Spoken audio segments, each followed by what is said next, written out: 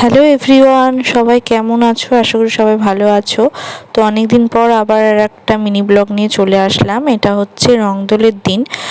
যেহেতু আমাদের শ্বশুর বাড়িতে রংদোলের দিন গোপাল পুজো হয়, তো গোপালকে নিবেদন করে সব কিছু ভোগ দেওয়া হয়। পোলাও, লুচি, আলুর দম, ফল প্রসাদ সব কিছুই থাকে। তো সেটাই তোমাদের সাথে শেয়ার করলাম। আর এই যে এইদিকে দিদিভাই এদিকে রান্না করছে, মানে ঠাকুরের ভোগই রান্না করছিল, আর এইদিকে বাবি দুষ্টুমি করছিল ছাদে। তো সেটা একটু ক্যাপচার করে নিলাম।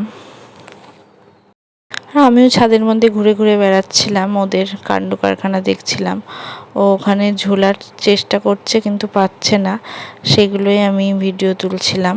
আর আমাদের গোপালকে তোমাদের দেখাই, প্রতিবারই রংদোলের আগে গোপালকে সুন্দর করে রং করা হয়, সাজানো হয়, যেহেতু সেদিনকে পুজো হয়। আর এটা দেখছো লোকনাথ বাবা, এটা কিন্তু চাকলা থেকে আমরা এনেছিলাম, আমি আর বর চাকলায় গিয়েছিলাম, তখন লোকনাথ বাবাটাকে এনেছিলাম। সেটাই পুজো করা হয় এখন। আর এই দেখো কি ভোগে রয়েছে সেটা তোমাদেরকে দেখিয়ে দিলাম। পোলাও আছে, লুচি আছে, নাড়ু, মোয়া, আলুর দম, ছোলার ডাল, বেগুন ভাজা, 5 রকম ভাজা, সব কিছুই আছে।